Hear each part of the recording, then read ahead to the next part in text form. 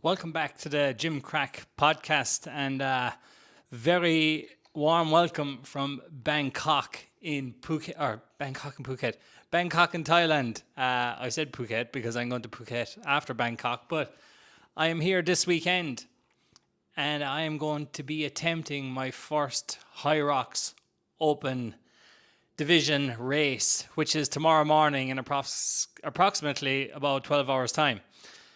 So I'm like, I need to get this podcast out. I need to live up to my reputation of trying to call this and trying to figure out if it's going to go okay. And, not every race has gone okay in the past. I've had good races. I've had good results. I've had bad races. I've had even worse results. But today I just want to talk through. It's more for myself to have a discussion with myself and to kind of, again, look back maybe in the future and to see how this can go. I've been waiting to do a HYROX race for the last 3 years. Definitely the last, however long it's been important and been kicking it, and how much people have gotten behind HYROX over the last, definitely 2 years, but it's probably been about 3 years since I first heard about it. But I was doing other things, and then the Ironman life came along, and I had a whole 18 months trying to attack that. But I've only ever been to one HYROX event. So it's going to be a bit of an eye-opener again tomorrow. And that's what I kind of want to talk about. And I want to just talk through the training and the lack of training that I've done the last 4 months since I signed up for this, just before Christmas time. I want to talk about my strategy that I'm going to get into, how I will attack the race, because that for me is going to be one of the most important things that's probably going to happen tomorrow, is whether I go out way too hard and I bloody suffer. And I believe that if I start to suffer too soon, this will turn out to be one hell of a disaster. And, plenty of people listening here will definitely probably have done a HYROX race before. They probably have done sims. They've been doing the running. They've been doing the functional exercises. But definitely putting it all together and putting yourself into that environment. From what I've seen before, it is one of the most high pressure environments you could ever throw yourself into. From the moment you stand inside in that tunnel, the Red Bull tunnel, to being let loose like feckin' bulls out in Spain, it's just like 0 to 100. Adrenaline, if you could measure your adrenaline, I'd say before you even take off, it would be if it was measured from 0 to 100, your adrenaline would be at about 150. And then you've got to control that, and then you've got to control your heart rate, and then you've got to control yourself, because there's other fellas and girls there beside you that are going out at 100 miles an hour, and you think, oh, well, I better try and keep up with this person or this person and that person. And then before you know it, you're running sub 4 minute kilometers, and your arse is hanging out, and you are in a whole world of pain, and you have a long way to go. So I'm gonna go through kind of what the last 4 months have been like, in a sense, what I've done well, what I haven't done well, and then I'll talk you through the strategy. So it's not going to be too long. It's just trying to give myself a sense of how I hope it will go, and what I hope I can manage, and then maybe look back in it again in another couple of months or in a year or two to be like, oh yeah, your first race is never going to be your best race, no matter what. You can have good races on your first race, but the more of the races, say if you did a 10K or you did a half marathon, you're guaranteed to get better at it. You know what I mean? You're guaranteed to learn from the training. You're guaranteed to learn from the event, and you're guaranteed along the way. Not every race will be better, but you'll certainly make progress the more you do. So I'm under no illusion that tomorrow could go good. I'm under no illusion that it could go terribly wrong. And then I'm under no illusion that I'll get a whole lot better at this the more I do. So you're always learning, no matter what. So this is kind of like the takeaway points I want to take from this, is to be, where was I now versus where am I, in a year's time if I do another couple of these events. So I'm here in Bangkok. I'm here with Kirby. First of all, I am doing the Open tomorrow, and then we're going to do the doubles, mixed doubles on Saturday. Now, so I'll only talk about the Open for tomorrow, and then I know hopefully we can get Kirby on maybe next week, and she will discuss how we managed to get through the doubles. So that's another mission, and like fuck knows how I'm going to feel on Saturday after doing a singles on tomorrow, because truthfully I did this like little half sim, literally 2 minutes of running and 2 minutes on each exercise there on Tuesday, and I was pretty sore yesterday as well, and I'm pretty worried. I was pretty worried waking up this morning here in Bangkok. We only got here last night at 12 o'clock, and my race is Friday morning tomorrow at 9. I'm in the first heat out the gate, so that's going to be another challenge. I don't really like. Obviously, I've seen the videos on Instagram and stuff about the run track, the in part, the rock zone. Like, it's all new to me. Like, yes, I've heard about it, but I've never been in any of it. So I really gotta get my thinking cap on and be like, okay, this is how I'm going to attack the race tomorrow, and do what you're saying you're going to do. Because the last thing I want to do is be out there, imagine in front, running at a 4-minute kilometer, and you're getting into stations and you don't know the way out of the rock zones, and you don't know the way out of the ins and outs of the track and everything. So I'll certainly be holding back a small bit at the very start for a lot of it, and maybe for the whole lot of it, until I feel like there's more in the tank. But I certainly do not want to be going out too hot. But first of all, I signed up for HYROX before Christmas. I signed up, I was like, I need something to get me back into the game, basically. I have not done a proper event since my Ironman in December 2024. That's 12, 18, about 17 months ago. 17 months ago. The only two things I've done in that time has been a charity event for my friend Frank Ronan, which was an 8-kilometer run, and I did the Bana 10K when I was at home in July. Other than that, I have not done any other events, which is pretty disappointing, but that's the way life is at the moment. I think not that I've meant to do it, but I have neglected parts of my fitness for work, certainly. Definitely, taking a supervisor role at work has added stress. On my weeks off at work, I've been doing training that's involved with work. And then when I'm at work, I sometimes don't want to train because I've had a stressful day. So that's the excuses at the start I'm going to give you. But, I signed up for this thinking, okay, I'll have 16 weeks to train. I was like, I'll get my nutrition together, I'll get my training together, I'll get my running together, I'll start doing HYROX specific sessions. At that time when I did sign up for this, we were also moving house, so we've moved to a new location. So there has been plenty of change, and it hasn't all been plain sailing. That's the God's honest truth. So, that's just where I stand with it myself, is to accept that and to be like, don't be a hero here tomorrow with what you have done, because the truth is I honestly feel like I've given this training block about a 40 to 50% effort, if that, at max. That's disappointing. That I am disappointed with that, but I'm here. I'm ready to give it a go, and I'm not going to rest on my laurels and be like, I've done an Ironman, I've done backyard ultras, I have solid 5k time, I have a solid 10k time, any of that. Putting HYROX together with the 8 1-kilometer runs, and 8 stations on top of that, which I'm going to go through each station kind of to break down what I'm strong at, what I feel like I'm pretty strong at, and what I feel like is going to take it out of me. So yeah, that's kind of where I'm going to go with any of this. But I did get a training program from Matt Fraser. If anyone knows Matt Fraser, famous famous CrossFitter, probably 5, 6, 7-time world champion at CrossFit. But he has a program, Hard Work Pays Off, HWPO, and the program was only something like $40 it's unlimited, and the structure was brilliant.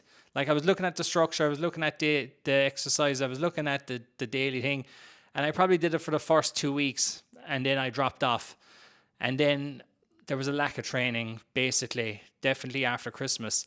But then I did get a running program from Dr. Jack Daniels, his name was. I actually had come across him on Facebook, and then I found I was watching some of his videos online, and then I got ChatGPT to write me up a 10-week running program.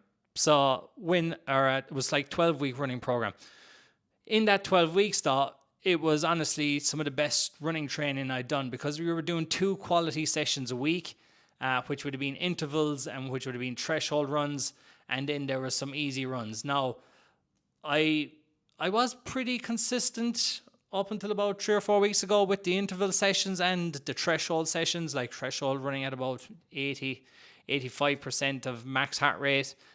Interval sessions, you would have been up around 90 to 95% of your max heart rate. A bit shorter intervals. The threshold sessions would have been like 3, 4, 5 minutes intervals, or like longer intervals, and then your really high interval stuff with that 90 to 95% would have been shorter, like 40 seconds, 60 seconds, 90 seconds max effort, and then recover and go again. But that running program actually really served me. And I think only for that running program, I'd actually be coming in here going, I'm really fucked here, because I have done nothing to the intensity that HYROX is asking for. Because what HYROX asks from people, it's basically, it's a long race. Like it can take anyone up to, like, an elite athlete is doing this just under an hour. You're someone that loves running or that's really good at running, probably has a 42 minute 10K and has a good knowledge of functional fitness, could be coming in here at around 110. Someone, everyday athletes, could be in around 120, 130, 1 hour 20, 1 hour 30. But it's definitely, I will sit here and say, this is a runner's game. If you are an elite runner and you can add in the exercise like ski, row, wall balls, and plenty of that stuff that if you were a CrossFitter, you would have seen, like, you would be doing plenty of. But elite runners definitely have the upper hand in this race of HYROX.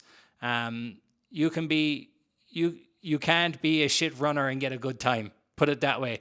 You've got to be a good runner, and then you've got to put the exercises together to really get a good time here. No, it's not about the time. Trust me. I know we all see the board that shows HYROX. This is my HYROX time. But everyone, it's individual to everyone. And HYROX is definitely catered to everyone's individual needs. Anyone, I believe, that definitely puts in a good stint with their training through running can perform well at HYROX. The skill level, there isn't really much there that will take you away from that would take much time to get the knowledge to do wall balls or to control rowing or to get good on the ski. You can do plenty of aerobic work, which is easy, just doing these exercises nice and easy for a good couple of weeks, and then you can add intensity, and then you can add running and the stations together. So it's, as you can see, it's like open to a lot of people, and that's why everyone is doing this. HYROX has opened up so many avenues for so many people, for so many businesses. Like every gym that I see now, no matter if it was CrossFit or if it was any functional fitness, everyone is doing HYROX sessions, and it has brought so many people into the fitness community, and has added so much variety to people's training, and it has added this whole new level of traveling for events. The plane yesterday must have had at least 10 to 15 people from Perth coming to, and that was just yesterday on one flight, and there'll be probably, I can imagine at least 100 people or more coming from Perth. And then you'll have people coming from Phuket, you'll have people coming from Singapore, you'll have people like Bangkok, 10 million people live here. So again, it's over 3 days. It was sold out within about 20 minutes. And that's how every HYROX event is going at this stage. It is selling out big time. So again, this is my first experience, and how I'm gonna go through this tomorrow. And I think it's like, I say it now, and then I can visualize it, and then I can stick to that. And then I can come back and talk to you again after the event to be like, now I know what it feels like. What I'm telling you at the moment is all kind of like wishful thinking, things I think that will happen, things that I've seen information I'm getting from people telling me that this is, watch out for the first couple of runs, watch out for the first couple of exercises, don't go out too hot. It's all well and good to be told this until you're standing in the tunnel with your heart rate at about 170 and you haven't even stepped foot on the track yet.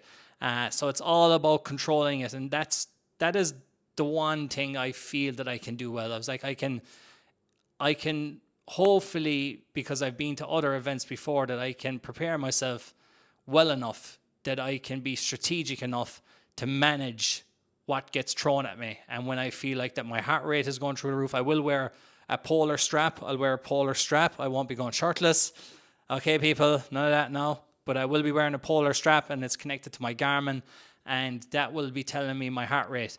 I will go off heart rate for sure for a while until I feel like it kind of settles out. But like I was saying to you, my training up to this point, look, I think I honestly did about 40 to 45% of what I'm capable of. And the excuse for that was that there was weeks I didn't train.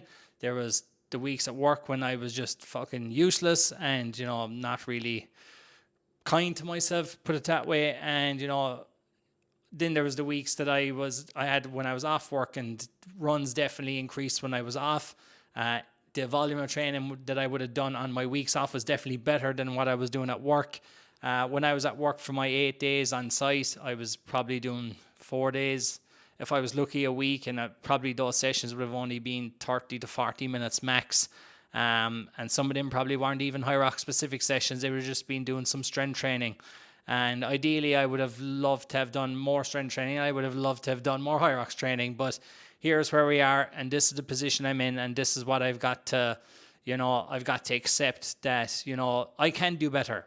I know I can do better, and I will do better, because that's why, as hard as it is to record a podcast and be like, I haven't come in here fully prepared, but I am also going to tell you that, I'm going to learn from the mistakes that I have made, maybe, or that, what I wish I had done right, and put that right in time. So where I feel tomorrow with this race strategy, what I feel I'm strongest at, first of all, or where I feel that like it will benefit me, is that my running background. First of all, I have done plenty of 5Ks, 10Ks, half marathons, ultras. But like, I'll put it this way to you, an ultra race is nothing got to do with HYROX, because when you run an ultra race, which could be 50 or 100K, you're cruising. You were cruising for the whole lot of it. Not one part of HYROX tells you that you're going to be cruising for that whole hour and 10, 15, 20 minutes you're out there. You have got to learn how to like deal with your heart rate being anaerobic. So you have there's two areas that you will be in. Aerobic, when you're nice and steady, everything's like a cruising, a jog. That's aerobic. Aerobic is with the presence of oxygen. Anaerobic is when your body is depleted of air. So you're running high heart rate, you're sucking in air, and you are struggling.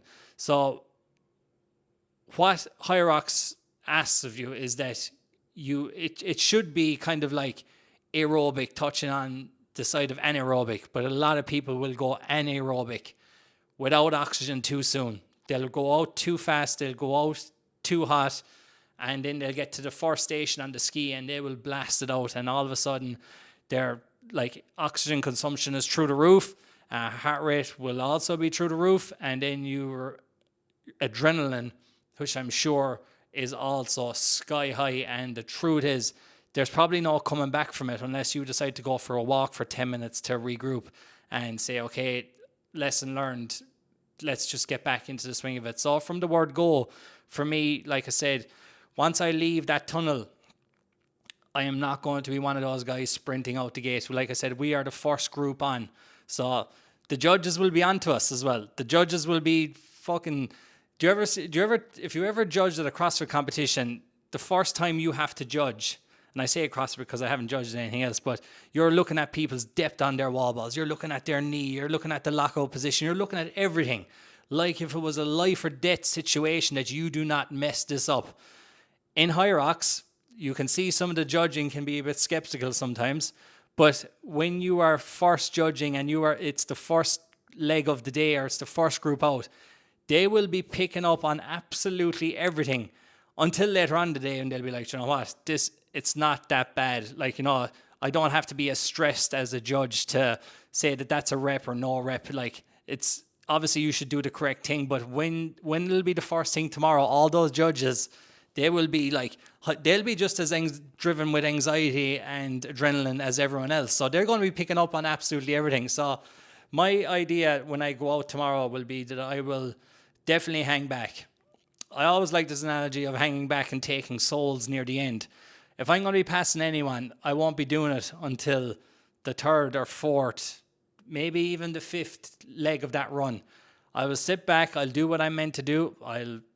If I was to say that I'm going to run a pace, my pace I could probably run each kilometer at is probably about a 4:30, 4 minutes 30 per kilometer. That's what I'm saying now, okay?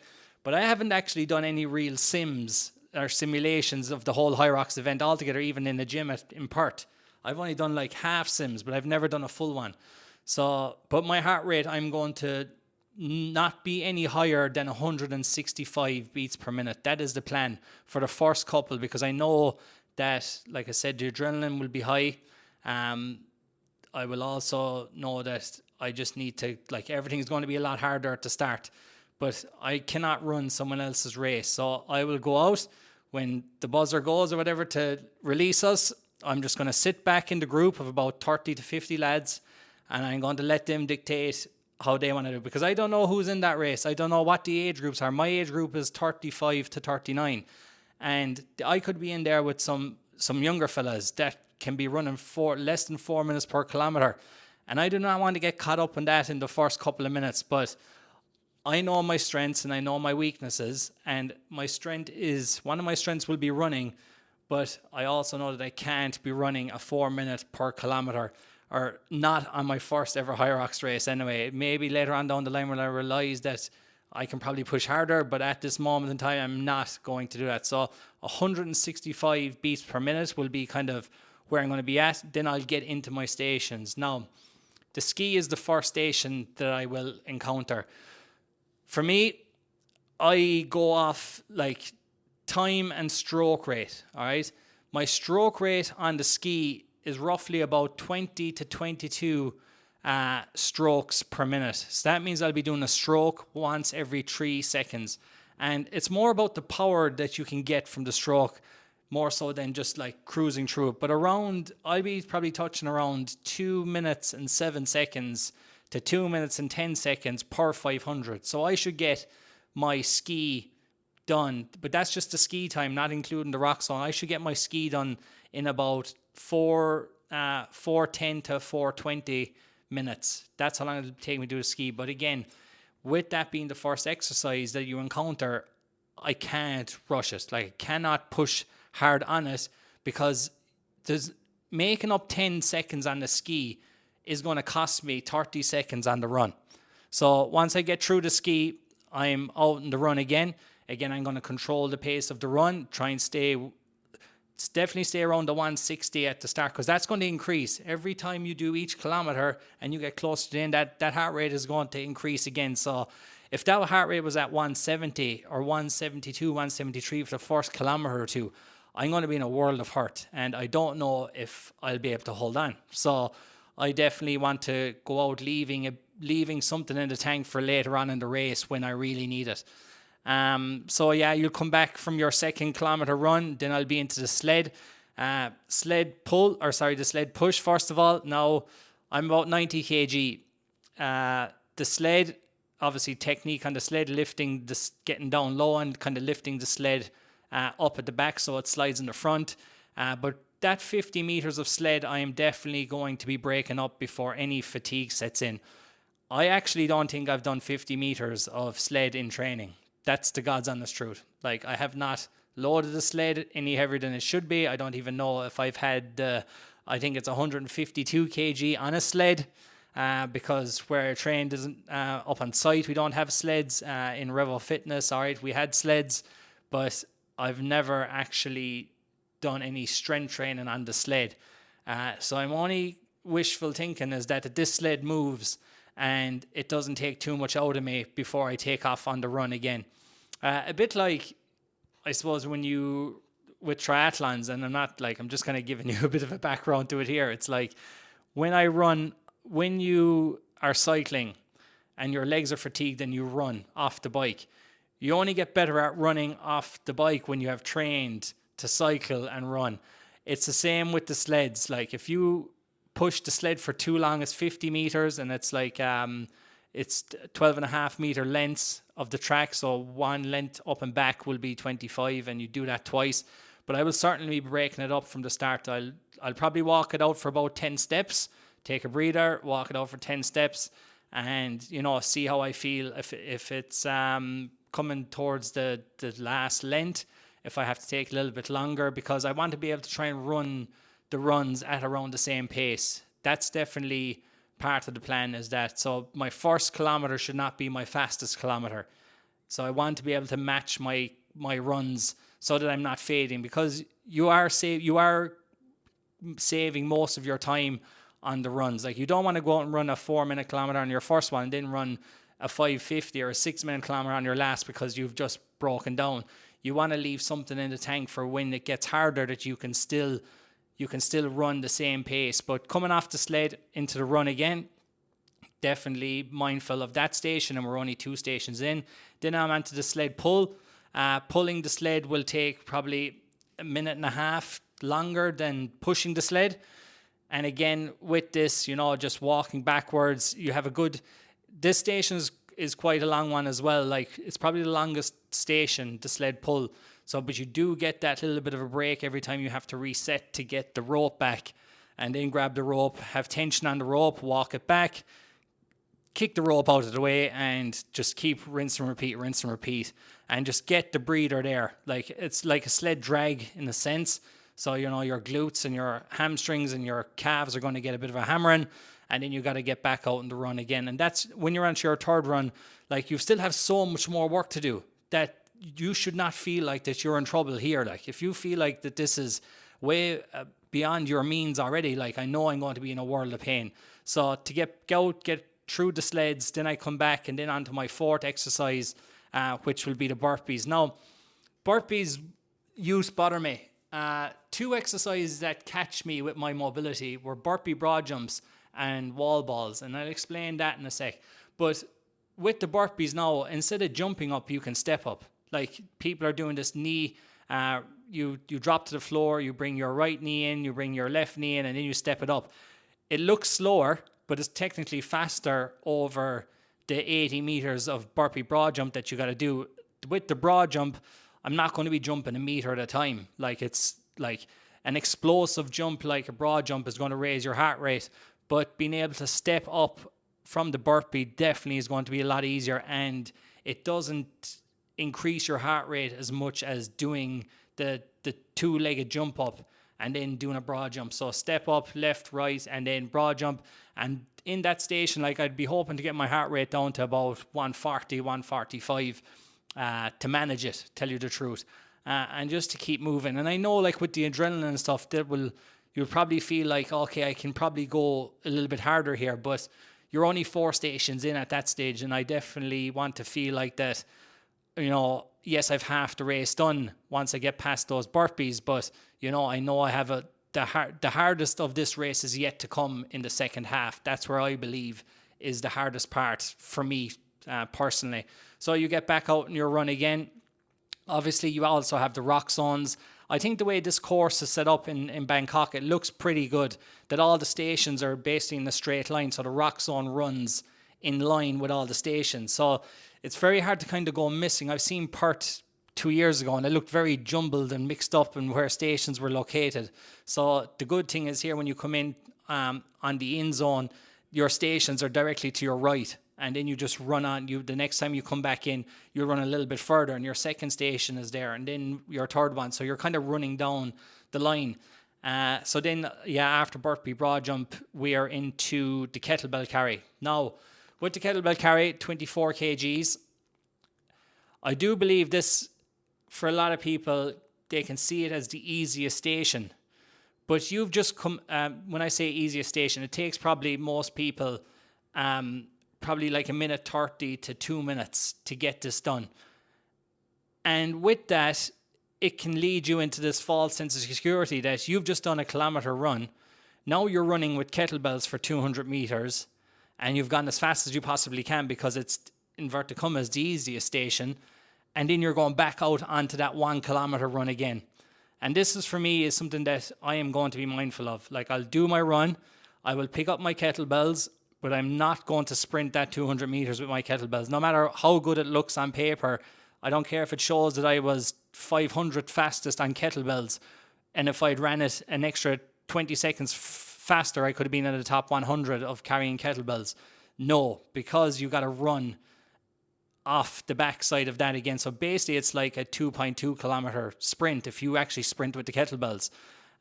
So I will definitely be looking to manage that side so that I can get back out onto my run and pace my run just like I did the previous 4 other times to get me through that station and get me on to the next one. So I come back in from the kettlebell and then it's, it was the row. The row was before that. I always mix this up. So once you come off the burpees, you're onto the rower. Now, a friend of mine did say that the good thing is that when you get to the rower, you get to put your arse on a seat. And I think that's some good advice as well. Getting onto the rower will allow you definitely to like just regroup, know that you are like halfway through this. This is like the halfway point. You'll have your row, you'll have kettlebells, you'll have lunges, and you'll have wall balls left after this, and 3 runs. So controlling the pace of the rower. Now with the rower, I would consider myself a strong rower. And again, for this one, like I said about the ski, because they're both Concept 2 pieces of equipment and they work off the flywheel, which for the ski, I was looking at to hold about a 407 or 207 per 500 meters to 210. Whereas on the row, I'll be looking to hold about a 202 to 205 per 500 meters, meaning I'd get the row done about 4 minutes and 10 seconds. So 4 minutes to 4 minutes and 10 seconds. My stroke rate on the rower is a little bit higher, is a little bit lower. So about 20 strokes per minute. I think I said at the start, actually, my ski is a little bit higher, about 27 to 30, I should have said, which is about 2 seconds per stroke. Whereas the rower, because you have a lot more pull and you have a lot more leverage, it's about 1 pull every 3 seconds. And that for me will give me a chance to regroup. But again, you could go too hard on the ski and try and get your ski done sub 4 minutes, or your rower, sub 4 minutes. And then you're like, shit, like now I've got 2 more runs, you have 3 more runs, and you have probably the like I said, the 3 hardest exercises. The kettlebells do come after the rower. So again, like I said, it's with the kettlebell, you're going from a 1 kilometer run into the kettlebell carry, and that's like a 200 meter sprint if you sprint it and you go too fast and you're going straight back out onto another run. So it's a bit deceiving. There is a station there, but it will be the quickest, but it will also, the run after that could be the hardest. So you've got to manage that. And then once I come out of that, I'm into lunges. Now, the lunges, you have 100 meters of lunges to do. Technically speaking, probably looking at about, probably 60, 70 lunges more, maybe 80 lunges, depending on your step. And for me, with 20 kgs, it's certainly an area where your quads would blow up here. Like, trying to go unbroken in lunges is a recipe for disaster, because wall balls, you're running off the lunges and you're running into wall balls, which is all quad dominant. And so with the lunges, for me, I'll probably go, depending on how the track is set up tomorrow, I'll definitely probably look at doing maybe 15 to 20 lunges, taking a little break, and then 15 to 20 lunges, and just keeping that kind of momentum going without going to failure. I don't want to be going to failure. Probably will go to failure at some point in there, but I definitely won't be intentionally seeking it out, because 100 meters of lunges is quite a long distance with that 20 kg on your back. And then you've got to try and run off the back of that again, which I know at this stage will be you're thinking you're nearly done, which you are. You only have one more run and one more station to go, and then you come into wall balls. Now, with the wall balls, and this one, just like the burpees, for me, mobility is more so an issue than muscle fatigue as well. Having poor ankle mobility doesn't allow great depth in the squat. I'm sure they're going to pull me on some of these reps, that's for sure, for the wall balls. Obviously, I would like to try and go unbroken. You're definitely going to be hitting a heart rate of 175, 180 max heart rate. But I think after all what you've been through before that, if you don't have a good mobility, and if you haven't been doing hundreds, if not thousands of wall balls in the lead up to this event, you aren't doing 100 wall balls unbroken.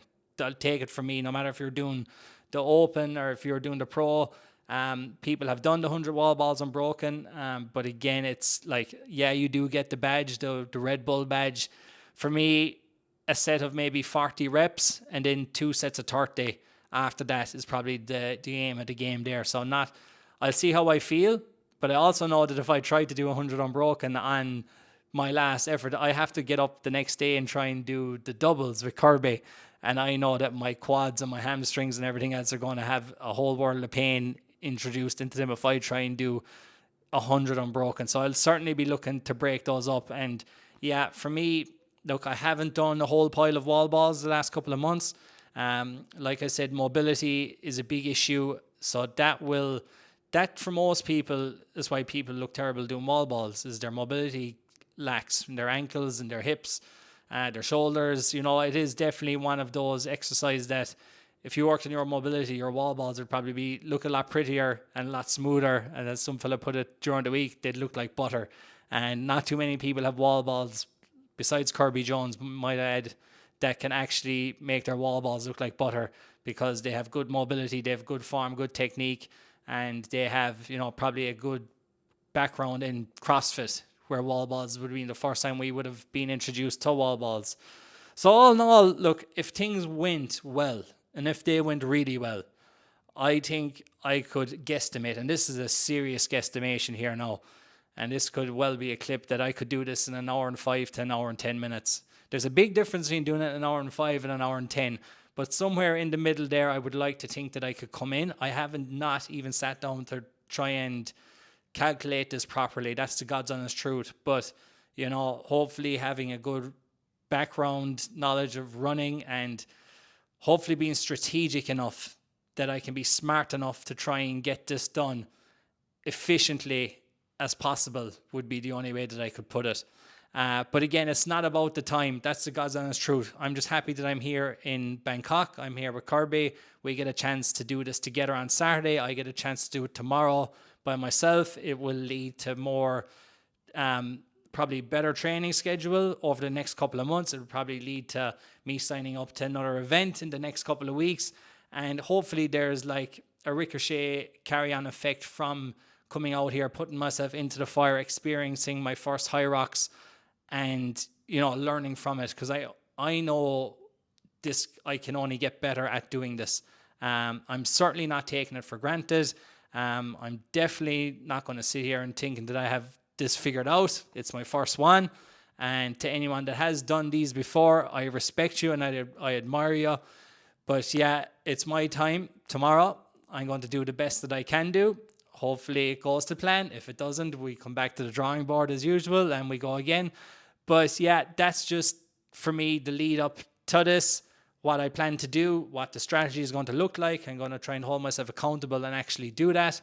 And hopefully, if this is your first HYROX, or if you've done HYROX before, and whatever lessons you have learned from that, and you're going to do this a second time or a third time or a fourth time, then I admire you for doing it and coming back and giving it a second go and a third go and a fourth go, because it is definitely a sport where the people that stick with it the longest, like any sport, will be better at it. And you can only learn and get better from doing this by doing events. You can be doing wall balls in isolation. You can be doing runs in isolation. You can be pushing sleds in isolation. You can do all this in isolation from each other.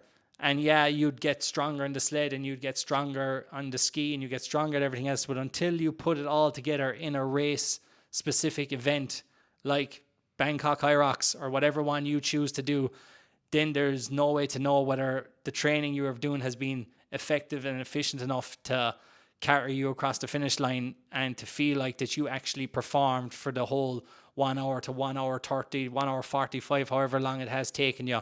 So that's all from me. I'm glad I was able to get this done. I appreciate your time. I appreciate you listening to this, and hopefully I can come back to you next week or during the week and give you an update on how it actually went and what I learned, what worked, what didn't work, and hopefully it all goes well. So thank you all for listening. Again, if you have been listening, if you've done HYROX before, send me a message. Let me know what's worked for you, what hasn't worked for you, when you sign up to your next event or when you hope to do your next event again. And I look forward to talking to you all soon. Take care. Bye-bye.